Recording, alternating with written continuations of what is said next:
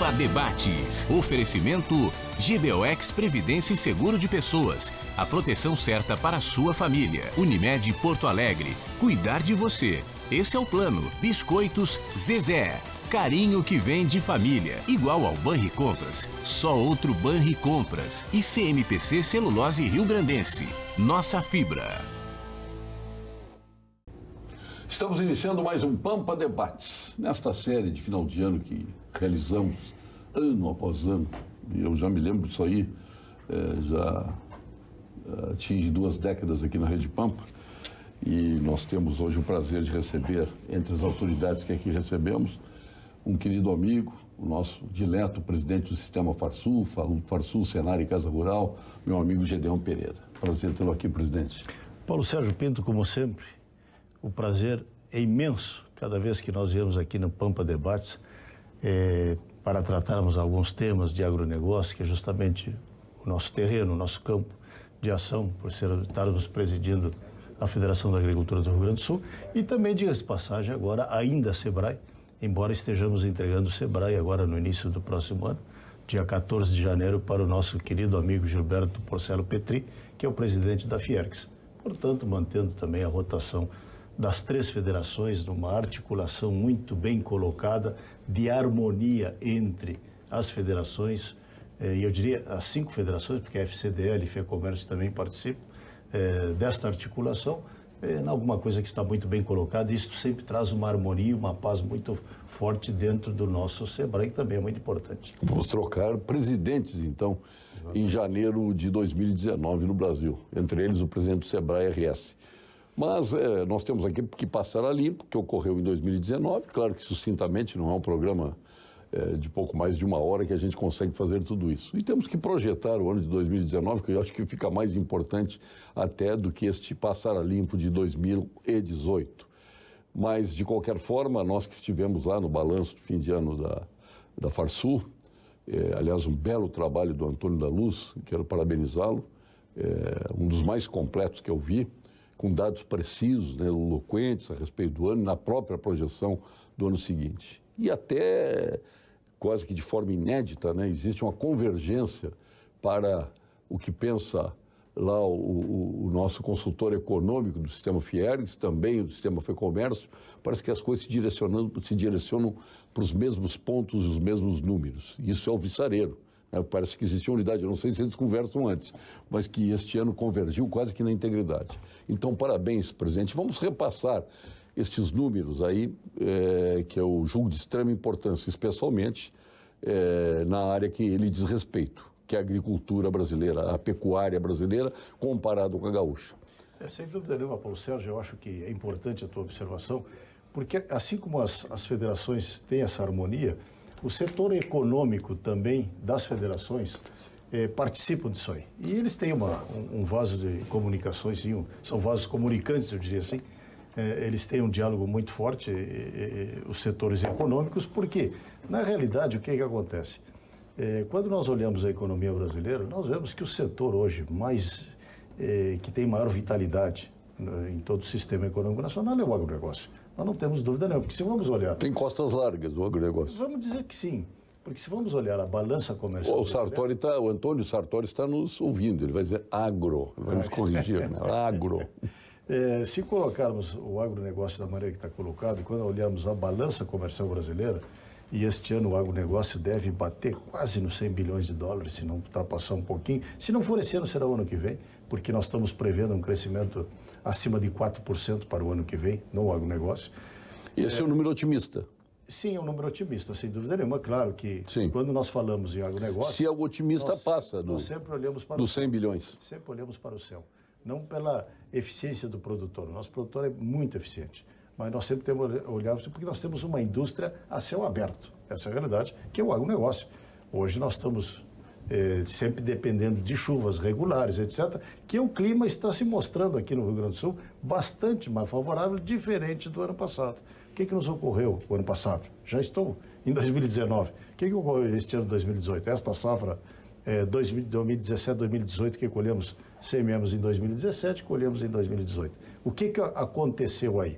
Aconteceu, evidentemente, que nós tivemos problemas sérios na lavoura orizícola, e aí foi por uma questão que nós estamos discutindo com este próximo governo, já vínhamos conversando com o ministro da Agricultura, Blairo Maggi, que temos problemas muito sérios com o Mercosul.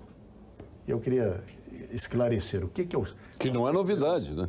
Problemas que... Desde o governo Sarney nós temos problemas sérios, né? O Mercosul é o mercado comum que ficou pela metade. Ele não é um mercado comum. Ele é um acordo... Inexiste. Mais tarifário, etc, etc. Né?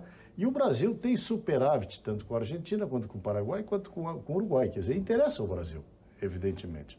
E se interessa ao país, o que nós temos que fazer? Nós somos obrigados, para eles pagarem aquilo que levam do Brasil, para diminuírem esse superávit favorável ao Brasil, o que eles importam? Trigo, leite, carnes e, notadamente, arroz.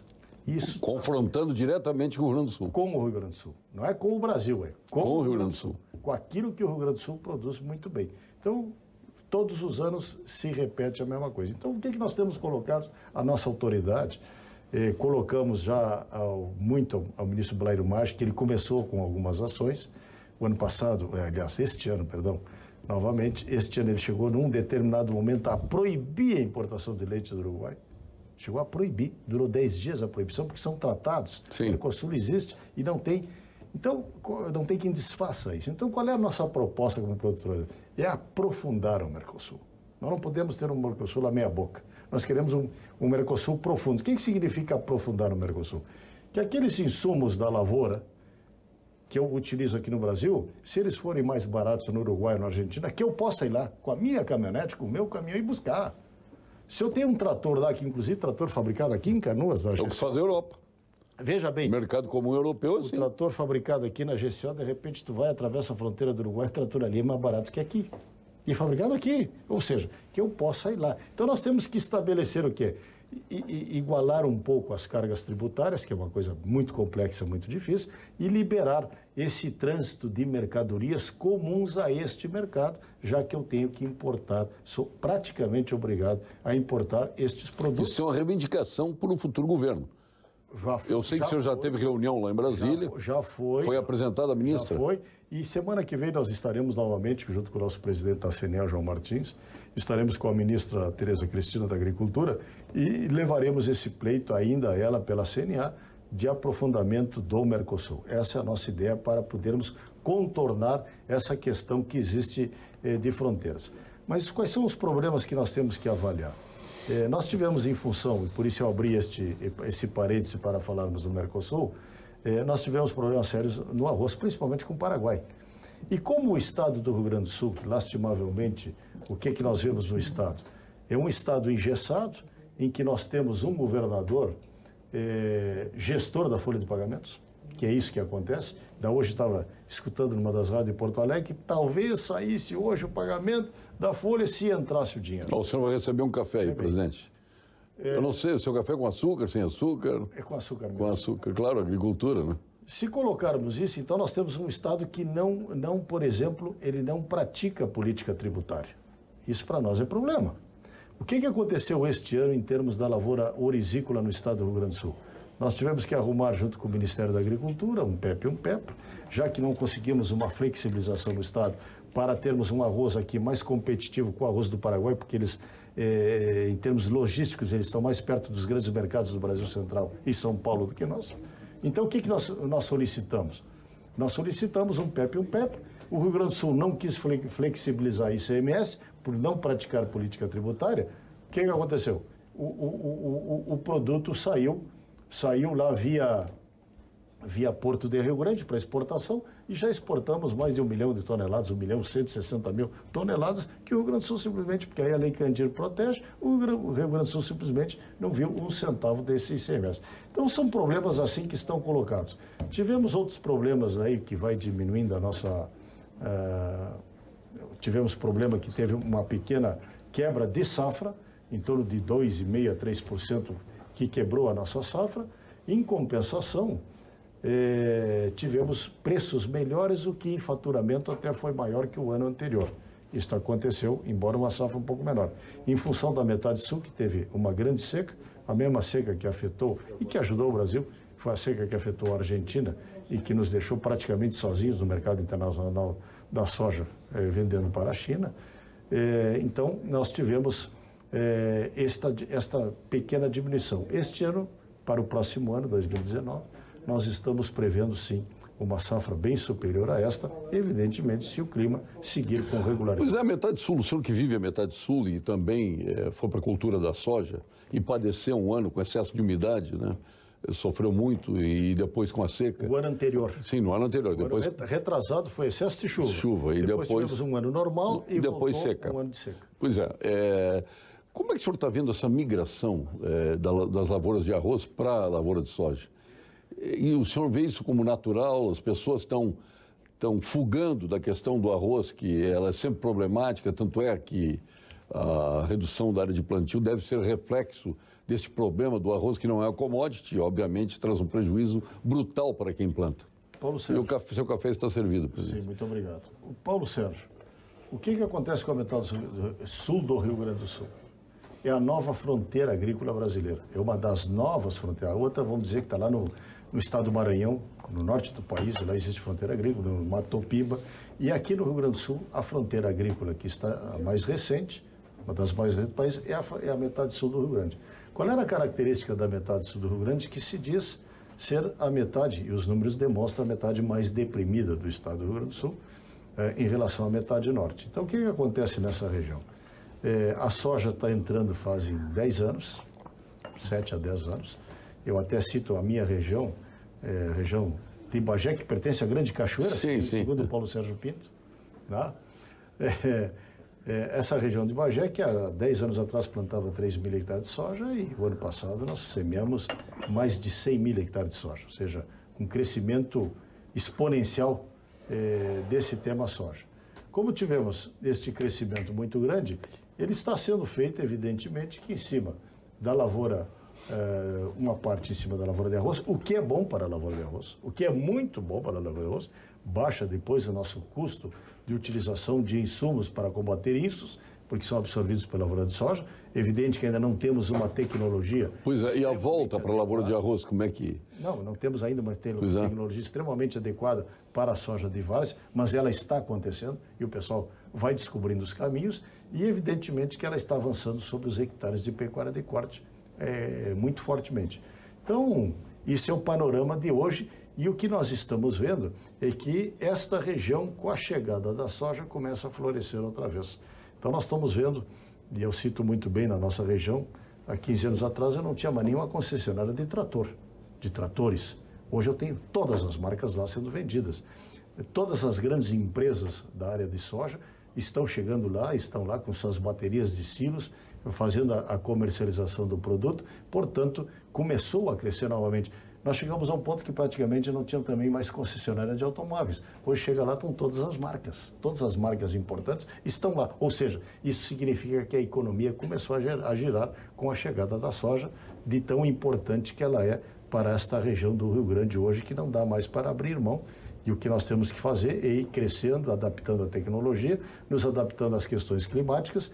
E sempre quando falamos em soja na metade sul do Rio Grande, nós temos que falar em seguro agrícola, que é extremamente importante, temos que falar em irrigação, que é extremamente importante, e a própria lavoura em si, irrigada e garantida pela própria pecuária. Então, é uma integração lavoura-pecuária muito importante que nós estamos levando a efeito. Temos programas para isso, tanto no SEBRAE como no Senar, na Farsul.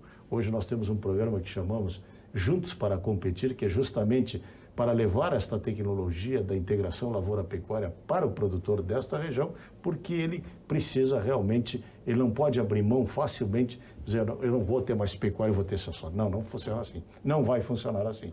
Lá vai ter que ter a soja, vai ter que ter o arroz e vai ter que ter a pecuária pelo tipo de estrutura que nós estamos e ambiente. Por falar em metade sul, nós temos que lembrar que as melhores linguiças e salsichões, chouriço espetaculares, estão na metade sul, lá em Pelotas, nos Alimentos Castro, que está disponível em toda a rede Zafari.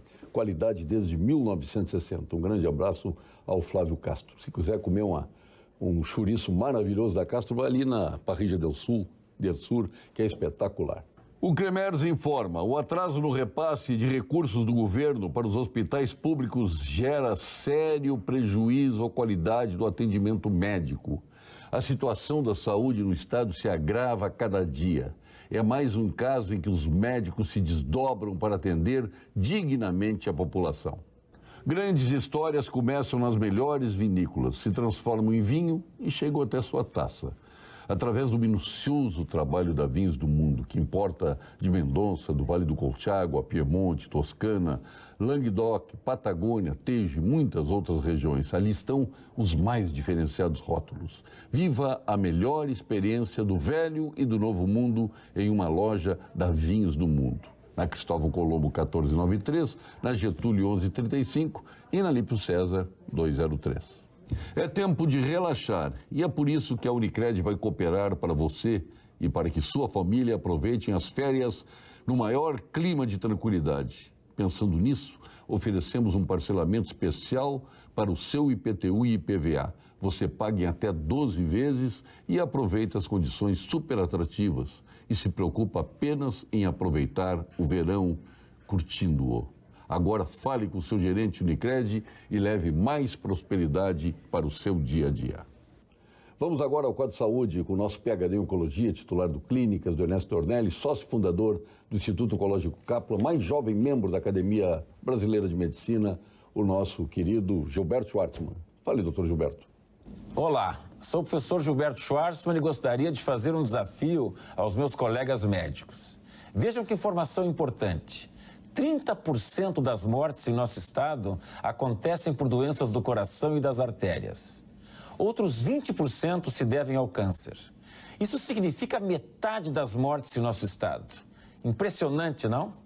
A boa notícia é que podemos evitar essas mortes se identificarmos fatores de risco como pressão alta, tabagismo, colesterol elevado, diabetes, obesidade, sedentarismo e abuso de bebidas alcoólicas. E se convencermos os pacientes a realizarem os exames preventivos do câncer, como o citopatológico do colo do útero nas mulheres com vida sexual ativa, a mamografia em todas as mulheres a partir dos 40 anos, o toque retal e o PSA nos homens a partir dos 50 e a colonoscopia nos homens e mulheres também a partir dos 50 anos. Você fala que quer um Brasil melhor, não é mesmo? Seja então um guardião da saúde de nossa população. Não interessa por qual porta uma pessoa chega ao sistema de saúde. Faça a sua parte. Dedique alguns minutos da consulta e veja se o paciente vem seguindo essas recomendações. Dessa maneira, poderemos reduzir as principais causas responsáveis por 50% de nossas mortes. Eu me refiro a uma de cada 2 mortes. Vale a pena. Grande doutor Gilberto Schwartzman. Nós estamos falando aí do nosso Mercosul, né, que a ineficácia dele é impressionante, né? Isso já foi declarado pelo novo governo. Eu acho que ele tem que ser refeito, esses acordos todos, e é isso que está pleiteando a Farsul, que seja realmente examinado, né, reestudado, porque, no meu entender, não funciona. E aí entra a questão do trigo, né? E antes de falar do trigo, eu estava lembrando de um alto executivo argentino, na época, que foi concebido os acordos do Mercosul. Eu entrevistei ele era presidente da Aerolíneas Argentinas, que na época era estatal. E ele disse... Continua estatal?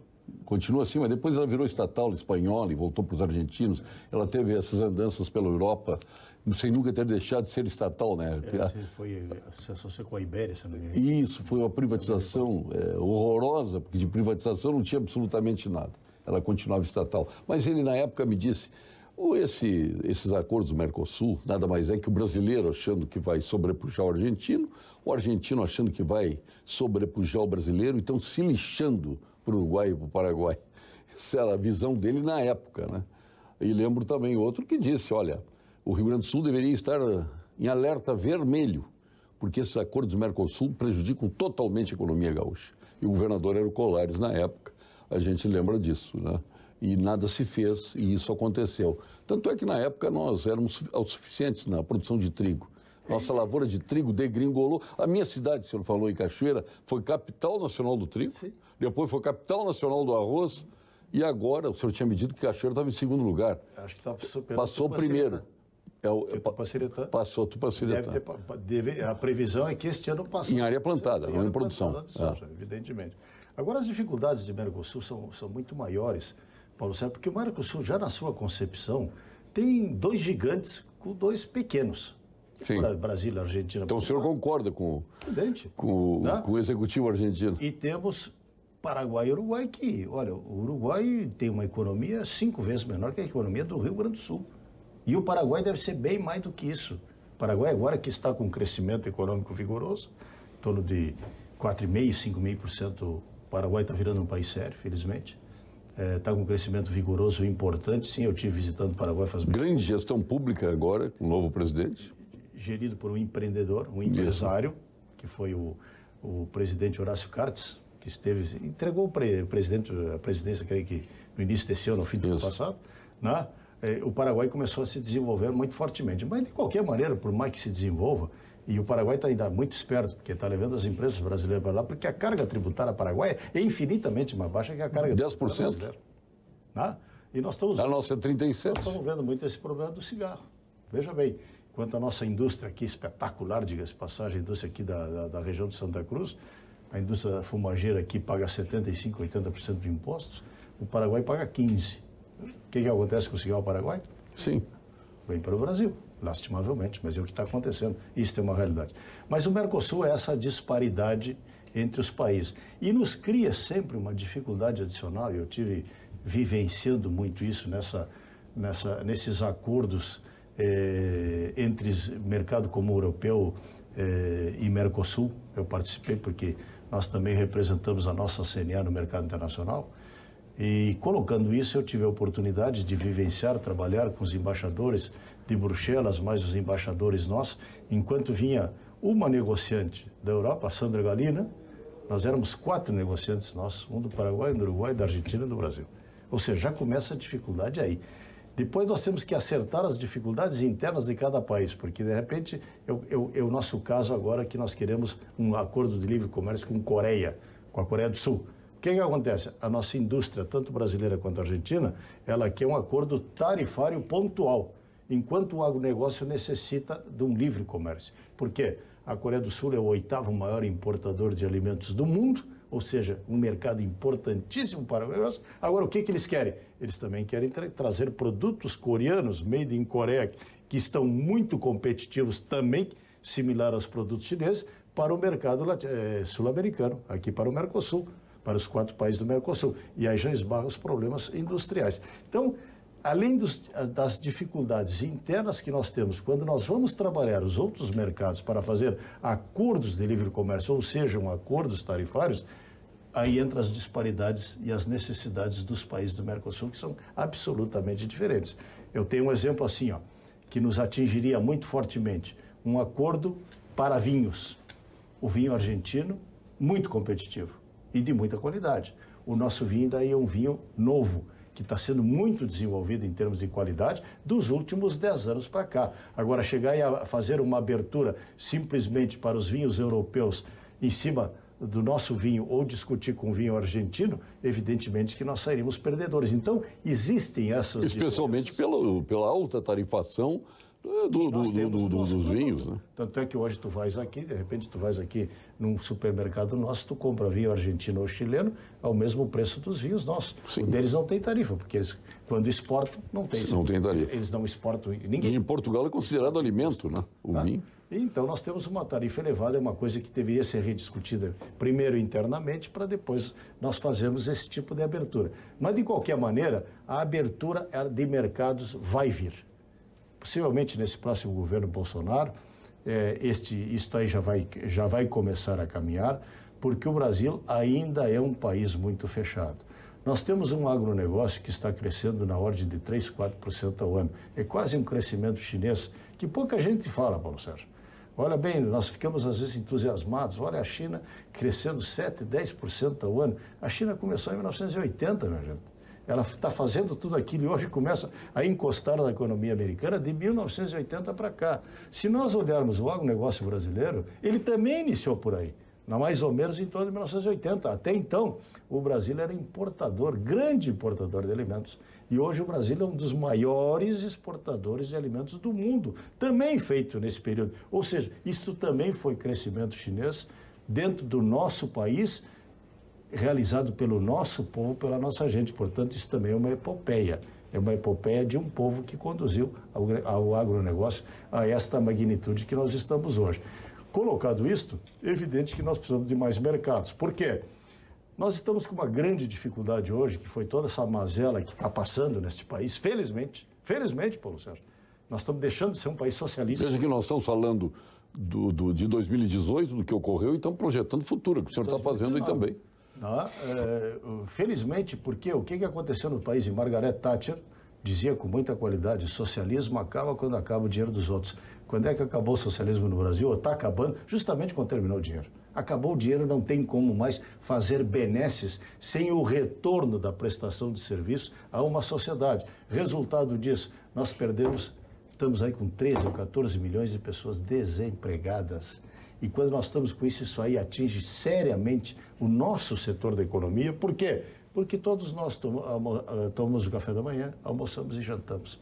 Quando nós temos 14 milhões sem emprego, uma refeição do dia eles não fazem. Com absoluta certeza, porque não tem como fazê-lo. E isso aí realmente prejudica os nossos negócios. Enquanto nós não conseguirmos resgatar esta gente para o mercado de trabalho, para o mercado de consumo, para o crescimento, aí sim vamos começar a ter um crescimento de novo neste país, evidentemente que nós temos que estar muito preocupados com o mercado internacional, porque 20%, afinal, no setor de, por exemplo, carne bovina, 20% é mercado internacional. No setor da soja, 80% da nossa soja é mercado internacional. Hoje, no arroz aqui, que interessa tanto ao Rio Grande do Sul, já exportamos aí mais ou menos 20% a 25% da nossa produção orizícola. Já conseguimos largar pelo Porto de Rio Grande. Pois é, que era difícil, né?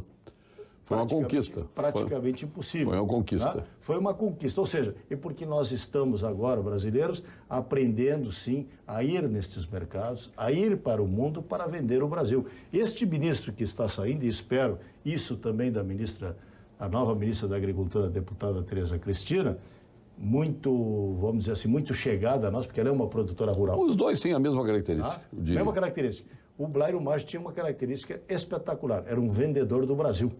Ele saía lá fora para vender. Isso me lembrava muito Pratini, né? Muito. Talvez você tenha aprendido alguma coisa com o Pratini. Com o Pratini de Moraes. O Pratini de Moraes foi o primeiro ministro vendedor do Brasil. Foi. O Blairo Maggi seguiu também nesta mesma esteira e esperamos que a ministra Tereza Cristina também tenha este pensamento, porque é necessário, em função do nosso crescimento, que se traga esses dólares para o país, que já está acontecendo, evidentemente. Olha que esse quase 100 bilhões de dólares, a receita líquida do agronegócio é mais de 80 bilhões de dólares, e se nós vamos para os outros setores da economia, ainda nos chupam uns 20 bilhões de dólares, porque são negativos, veja bem, e sobra aí uns 40 bilhões de dólares, mais ou menos, pouco mais, pouco menos, em função do agronegócio, que ele é altamente positivo.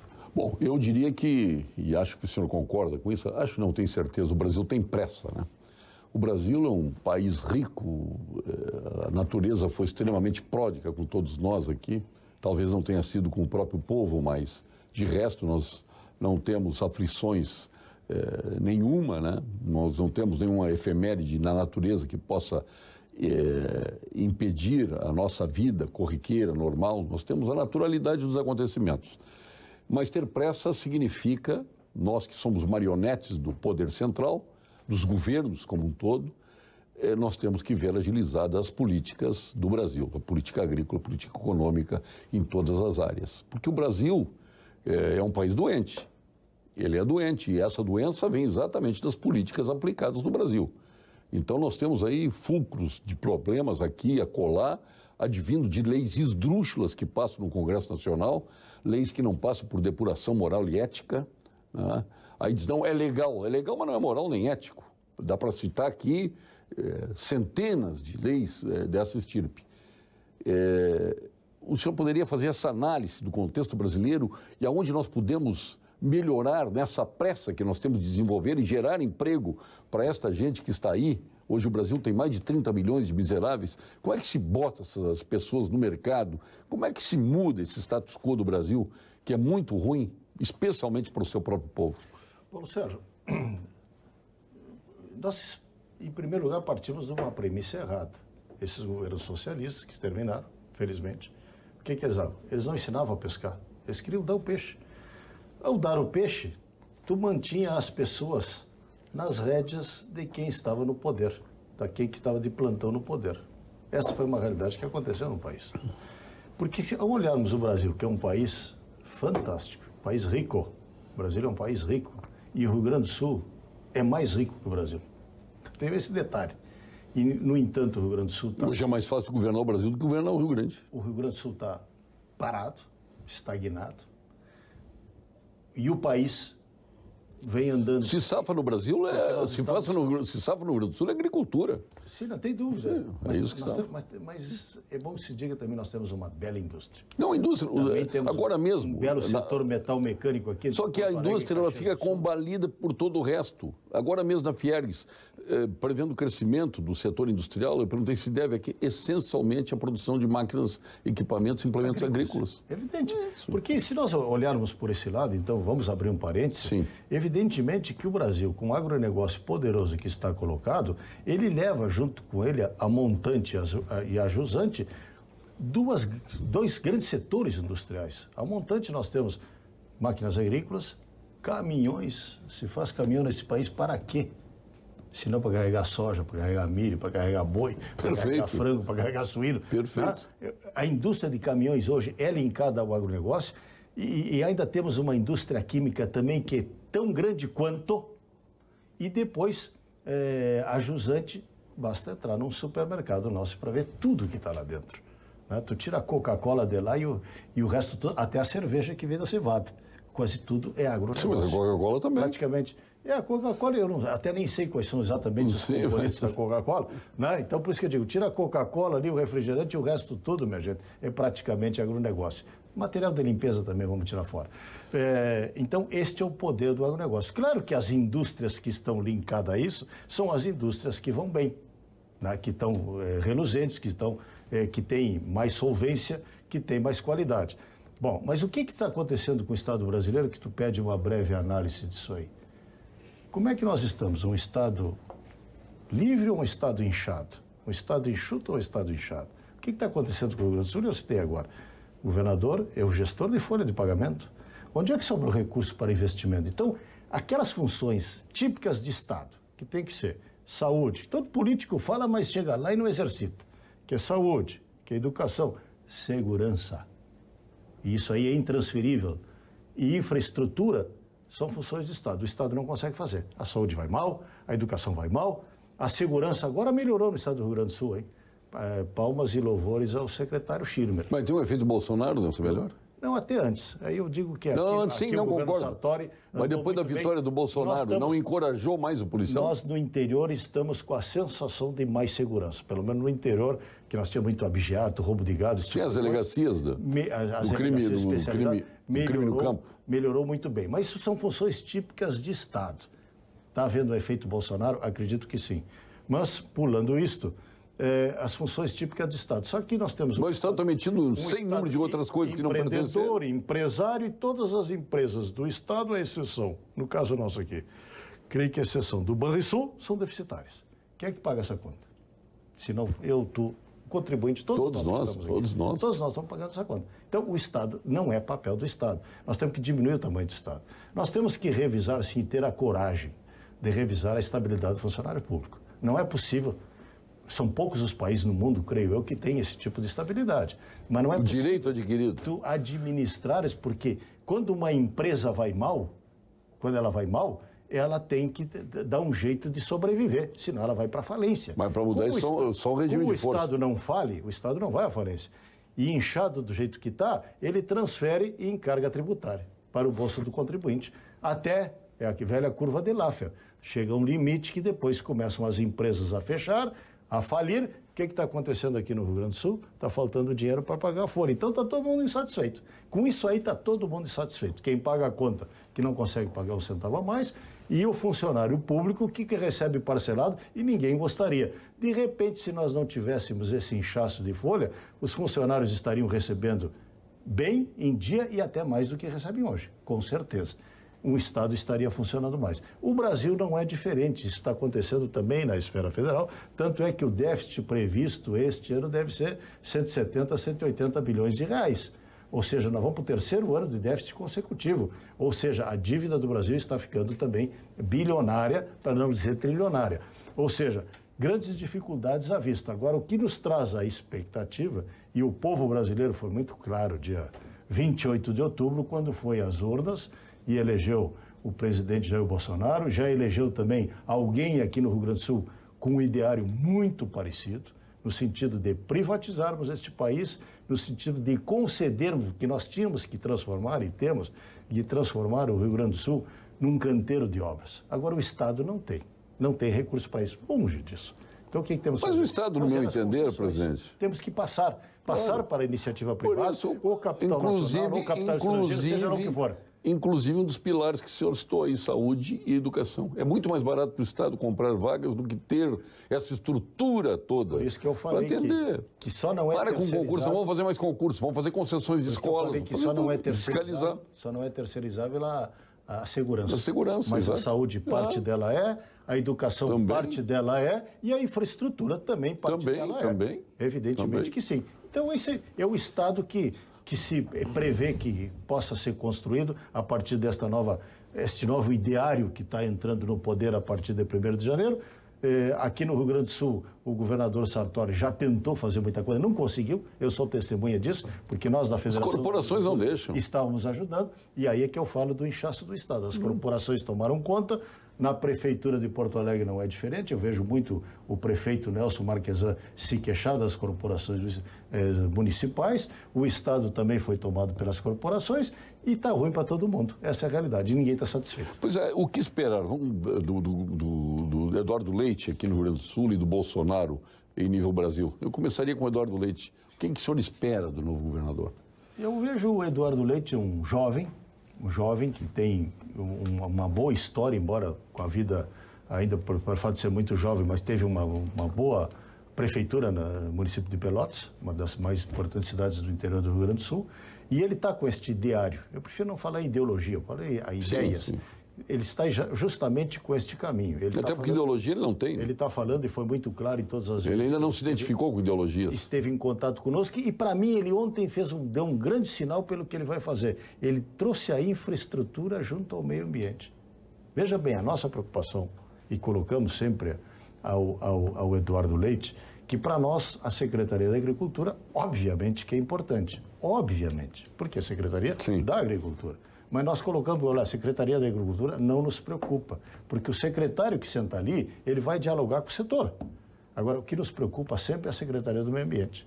Até nós tínhamos as nossas preferências, mas ontem, quando vimos a sinalização de que ele colocou na Secretaria do Meio Ambiente e trouxe a infraestrutura junto, veja bem, trouxe a infraestrutura, ele está sinalizando o mercado. Eu vou começar a conceder obras. O Estado não tem dinheiro. Eu vou começar a conceder obras. Agora, eu não posso trancar a concessão de obras para tornar esse Estado muito ativo nas questões burocráticas dos licenciamentos ambientais, que são muito difíceis. Realmente, nós tivemos um trabalho muito forte. Aí é ideológico.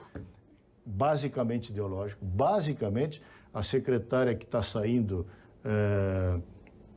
a secretária Ana Pellini, excelente secretária do Meio Ambiente, ela melhorou muito a estrutura da secretaria, que era muito pesada, porque eles sempre se defrontam com os escalões estáveis. Ana Pellini está... Ela já está completando 8 anos de meio ambiente como presidente da FEPAM e como secretário do meio ambiente. Evoluiu bastante na agilização dos licenciamentos ambientais. Justiça seja feita. Ana Pellini, nesse ponto, tudo bem. É que bater de frente com o corporativismo da secretaria não é uma tarefa fácil, como este novo secretário também. E da FEPAM também, não é fácil. É a mesma coisa. Está tudo intimamente ligado, FEPAM e SEMA.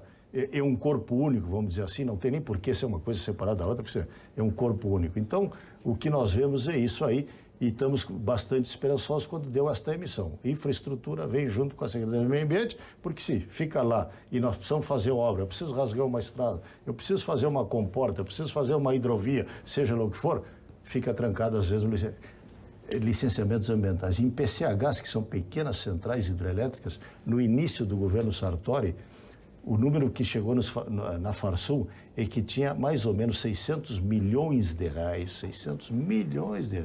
para investimentos no estado do Rio Grande do Sul que estavam represados pelos licenciamentos ambientais. Veja bem, nós estamos enfrentando... Incompreensível. Nós estamos enfrentando isso também nas eólicas que estão aqui no litoral. Os licenciamentos ambientais, porque o passarinho que vem, porque a rota de não sei o que, tranca o licenciamento ambiental e são investimentos bilionários que às vezes não acontecem. E onde está o homem culturalmente preparado, o homem desenvolvimentista, o meio ambiente é preservado. A gente pega essas pessoas que vêm do exterior, já peguei 2 americanos, andamos aí para a região da produção, eles encantados, lavouras até a beira da estrada, fomos a Lombitoque, seguimos até Ijuí, espetacular. Eles ficaram enlouquecidos com o que viram. Quem é que está ali? É o homem, é o homem. Agora, onde não tem o homem, onde a região é inóspita, que acaba, eu ia dizer a malandragem, eu ia dizer uma expressão pior, mas vou usar malandragem tomando conta, vira favela, vira degradação ambiental, vira tudo. Aí pode, aí ninguém olha, aí ninguém toma providência. Isso não dá holofote. O que dá holofote é enfrentar um Gedeão Pereira, presidente do Sistema Farsul, estancieiro lá de Bagé, isso é que dá holofote, infelizmente é assim. Tu promovestes o Pampa Debates, praticamente. Sim, o fórum. Fomento ao desenvolvimento sustentável para o sul do Brasil. Lá no auditório do Ministério Público Estadual. E alguém ali colocou, que eu não me recordo bem, não sei se foi a Ana Pelini ou se foi a primeira-dama do Estado, que normalmente a degradação ambiental sempre vem atrelada à pobreza. Exatamente. Sempre vem atrelada à pobreza. Foi a primeira-dama. E se nós olharmos os países pobres do mundo, a degradação ambiental é gigantesca.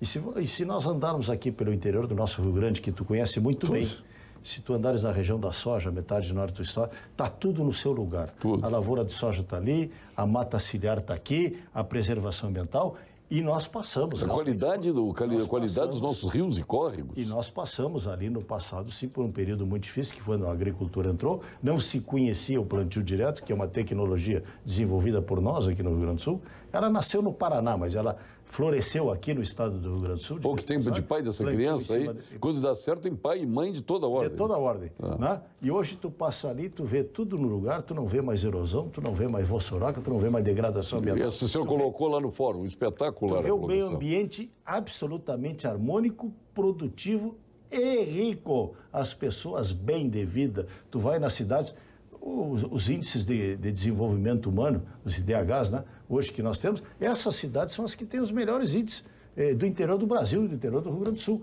Está acontecendo. Por quê? Porque está ali a agricultura, porque está ali, e a pessoa que está ganhando dinheiro, ele vai ali na sua casa, a sua casa é muito boa casa, tu não vê uma palafita, tu não vê uma degradação, tu não vê o pessoal jogando lixo na rua. Quer dizer, tá tudo esgoto na rua, esgoto na água. Está tudo no lugar. Por quê? Porque existe riqueza. E o que nós precisamos fazer? Nós precisamos fazer esse país florescer. Onde há riqueza, se protege tudo, se cuida de tudo, inclusive e principalmente do meio ambiente. E nós temos que cuidar dessa gente, né? Porque infelizmente nós temos grande culpa disso ter acontecido no Brasil, todos nós temos culpa, né? Até elegendo as pessoas erradas, deixando que essas invasões acontecessem, com escolas muitas vezes não chegando até essas pessoas, com professores inadequados, enfim. Nós temos uma grande culpa nisso e eu acho que nós temos que reverter esse quadro. Por isso que eu acho que o Brasil tem pressa. Dá para fazer isso rapidamente, gerando emprego e não na benemerência, como o senhor disse. Paulo Sérgio, a China começou em 1980. Me ajuda a fazer a conta, 38 anos. Em 38 anos eles saíram de uma miséria absoluta, comunista, digo passar, em que as pessoas não tinham o que comer. Sim, veio a grande fome, né? Nós passamos um período que foi chamada grande fome, foi na pessoas na ideologia China. De Mao Tse-tung. Aí veio Deng Xiaoping. Deng Xiaoping. O que é Deng Xiaoping? Não me importa a cor do gato desde que ele caça o rato. Porque eles hoje são o quê? Um sistema comunista, capitalista selvagem. Todos nós ficaremos ricos. Nivelando para cima. E o que está acontecendo? Em 30 e poucos anos, ela está se igualando à maior economia do mundo. Por quê? E deverá superá-la. Porque botou todo mundo no trabalho. Ou seja, nós com esse Deu dignidade. Nós com esse país continental, 200 milhões, 210 milhões de habitantes, com meio ambiente riquíssimo, com gente capacitada, tecnificada, com qualidade.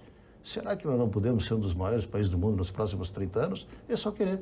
Só querer. É desamarrar o desenvolvimento do país. E o senhor acha que com o nosso Jair Messias Bolsonaro, isso pode acontecer com essa equipe de governo, que parece em grande parte ser uma equipe de técnicos, né, com viés técnico, pessoas que têm as suas origens, né, em cada setor que compõe os seus ministérios. O senhor acha que ele será capaz de fazer esse milagre? Eu acho que ele tem de dar essa pressa que o Brasil precisa? Eu acho que ele tem as melhores condições do mundo, mas há que notar que o Brasil é um país com muito vício. E nós temos um Congresso Nacional, não adianta. Isso aqui é uma democracia, temos um Congresso Nacional e que as coisas têm que ser negociadas. Não tem como fazê-lo. Isso não é uma ditadura que vá goela abaixo, porque o sistema chinês é uma ditadura. Eles lá decidem, vai ser feito assim e não tem quem diga não. Não, nós não. Nós somos uma democracia. E acho que democracia temos que continuar. Também sou partícipe dessa ideia. Agora, o que nós temos que fazer desse sistema democrático? Tem que negociar com o Congresso Nacional. Sabemos os vícios que tem o Congresso Nacional, o que nos dá uma esperança é que houve uma renovação muito intensa.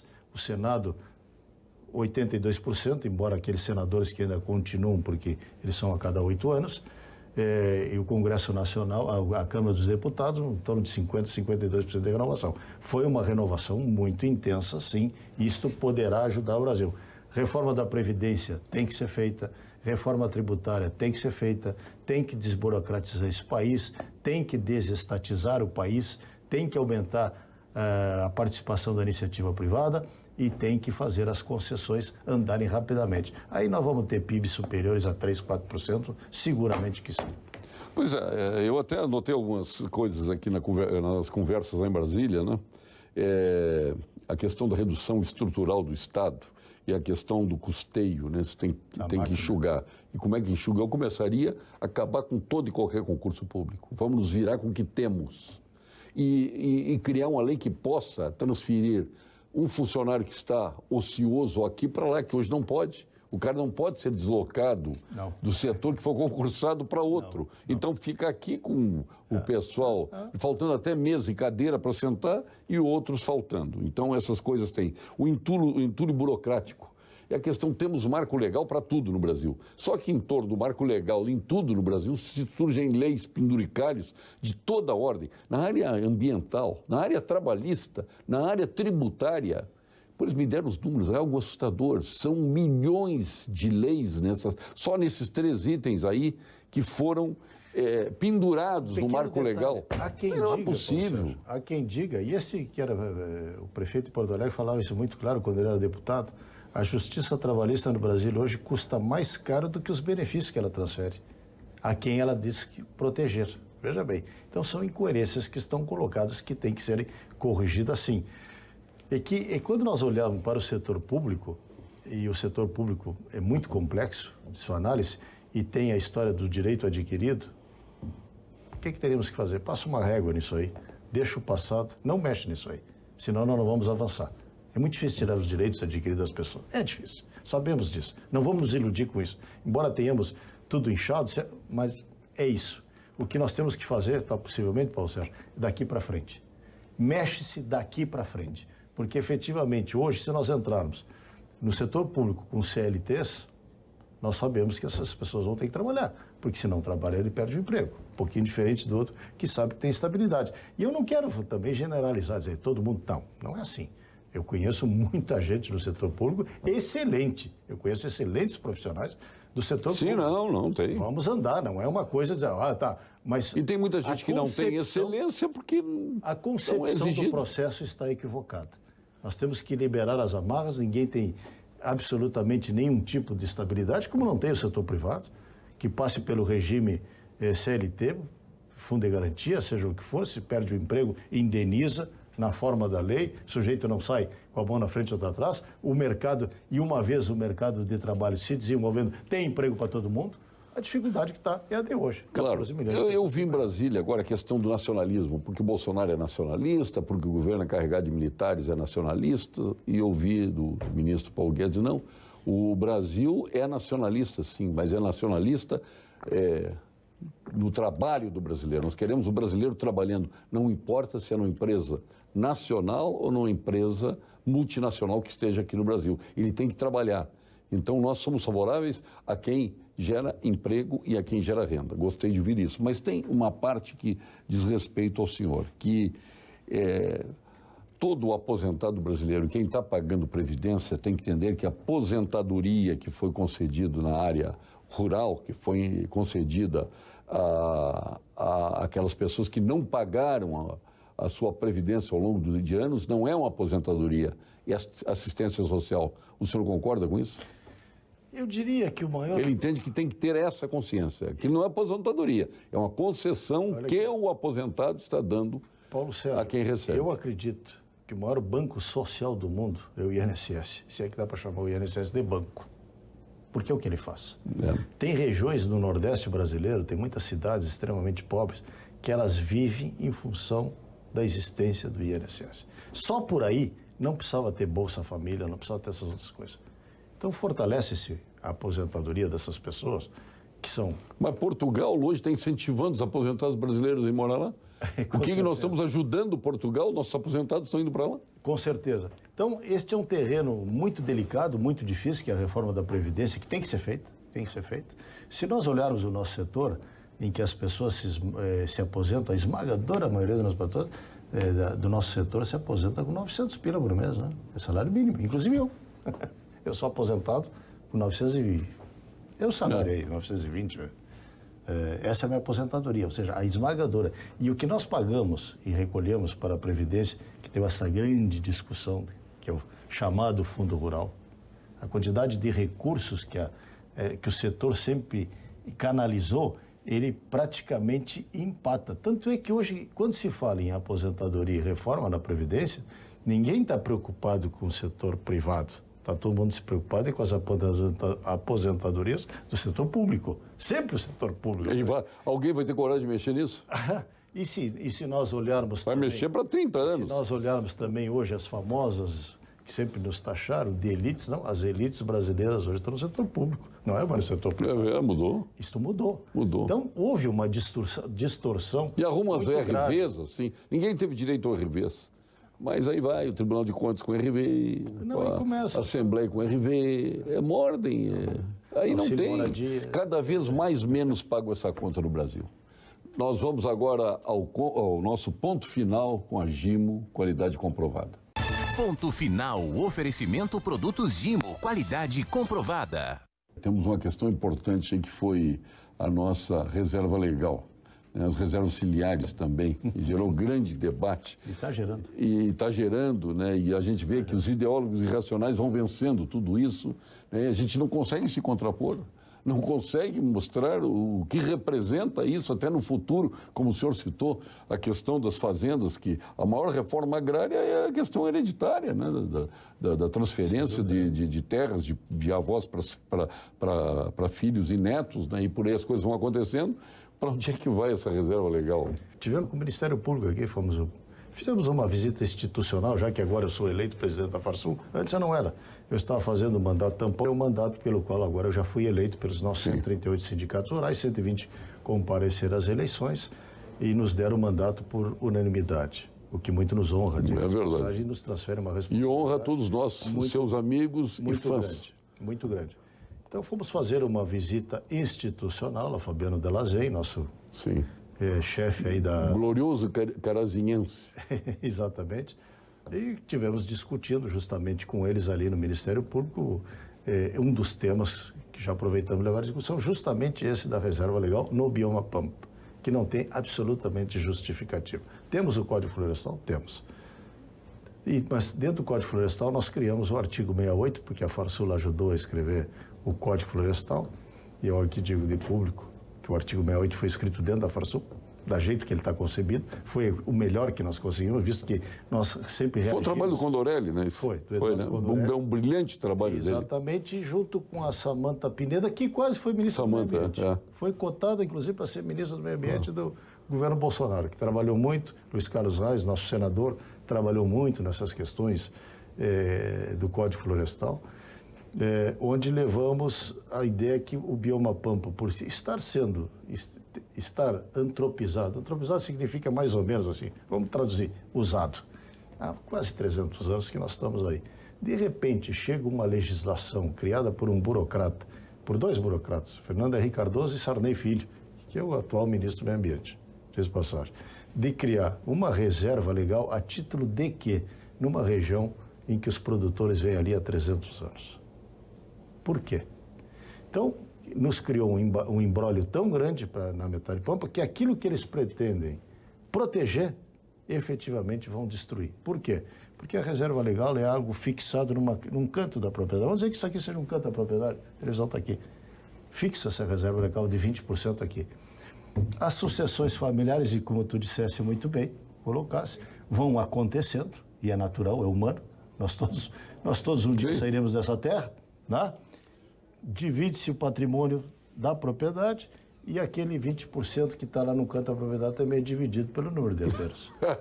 À medida que isso vai se estabelecendo, aquilo se torna uma terra devoluta, terra de ninguém, porque daqui a pouco aquilo fica tão pequeno que ninguém se interessa por aquilo ali. O que vai criar naquilo ali? A vegetação além da lei, primária. das leis imorais. A vegetação e primária, não é as leis burras. Lá de trás.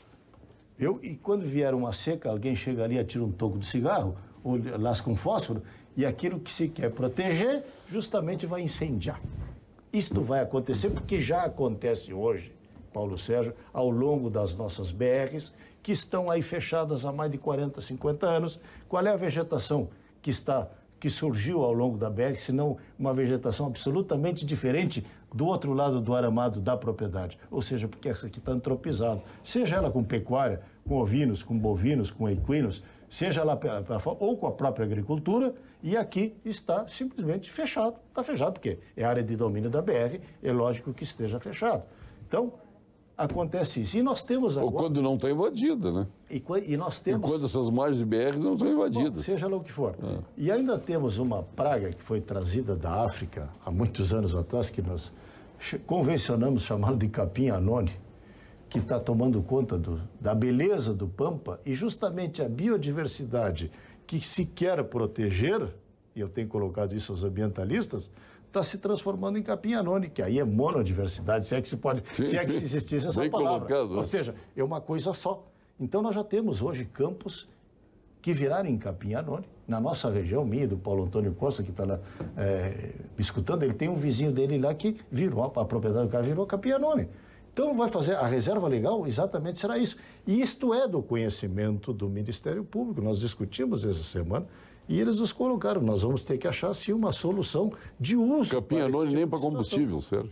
Não serve para nada. Serve para gastar dente de vaca. Sim. Ele não tem qualidade nenhuma. Então, isto está tomando conta. Se a gente vai para aqueles campos da região de Uruguaiana é seríssimo o problema. Seríssimo o problema. A nossa região de Bagé, campos maravilhosos, do famoso Ponche Verde, estão ficando tapados de capim anone. Ou seja, se não se permitir o uso para isso aí, e a solução para isso está em cima da lavoura de soja, realmente... Presidente, essa coisa vamos franquear agora os nossos microfones, as nossas câmeras, para que o senhor se dirija a este Rio Grande de Deus, que de qualquer forma o senhor é um dos comandantes em chefe aí presidindo a nossa gloriosa Farsul ao longo dos seus... Quantos anos de Farsul? 70. 70 anos de Farsul, hein? Não, 90. Farsul, 90 de Farsul? 91 anos. O senhor já revelou sua idade, eu não faria isso. Idade, 70 anos. Agora ficou vermelho, ele se entregou. Que sou uma música. Tem gente achando que o senhor teria 50, 52, 53. Se entregou, mas tá bom. O senhor viveu mais que 2/3 da vida da Farsul, né? Com certeza. Ou menos isso, né? Com certeza. Mas tá aí. Então se dirija a estes consumidores todos do Rio Grande do Sul de Deus. Sem dúvida nenhuma, a nossa entidade com 90 anos, 91 anos, se ela chegou aos 91 anos, porque ela teve grandes presidentes ao longo de sua história e ela é muito responsável por tudo isso, por todas as transformações que aconteceram no agronegócio gaúcho. Se hoje o agronegócio tem essa importância que tem, a Farsul tem um papel efetivamente preponderante nisso aí, e chegamos nós, eu chego aos 70 anos, aos 91 anos da Farsul, como presidente desta entidade, com toda a responsabilidade de darmos continuidade a este trabalho de todos os que me antecederam, neste protagonismo do agronegócio, levando soluções aos nossos produtores rurais para que tenhamos sempre muita quantidade e muita qualidade naquilo que produzimos, porque aquilo que produzimos é o que o nosso consumidor vai ali buscar nos supermercados e que muitos deles até pensam que nasce na gôndola do supermercado. Mas não é assim. Não é assim. Isto tudo vem do campo. Presidente, feliz 2019 para o meu amigo. Obrigado, Sérgio. Parabéns pela sua gestão aí, que seja profícua como sempre. Mantenha essa sua disposição, energia, né? Um abraço também ao nosso Paulo Antônio Costa, que nos visitou. Ele tem que vir no programa, né? O Caio Nemitz vai participar e participa sempre aqui do programa. Está aberto aqui, vem trazer os teus conhecimentos aqui. E passagem, um grande produtor em Bagé, inovador. Pois é. Produtor inovador. Bom. Chega na casa dele, está cheio de soja, de confinamento, de irrigação, pivô central, silo para... Ou seja, é uma fonte de tecnologia a casa dele. Sim, isso é sangue cachoeirense, né? Alguém... Nem dá para falar em sangue cachoeirense agora.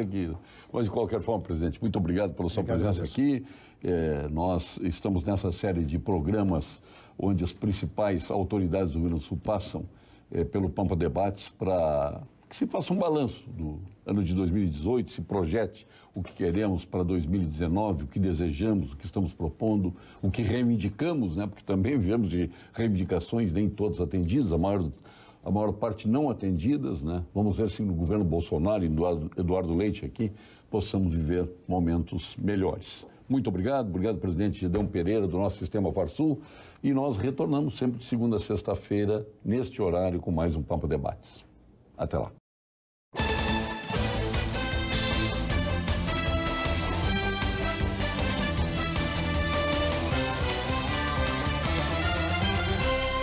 Pampa Debates. Oferecimento GBOX Previdência e Seguro de Pessoas. A proteção certa para a sua família. Unimed Porto Alegre. Cuidar de você. Esse é o plano. Biscoitos Zezé. Carinho que vem de família. Igual ao Banricompras. Só outro Banricompras. E CMPC Celulose Rio Grandense. Nossa fibra.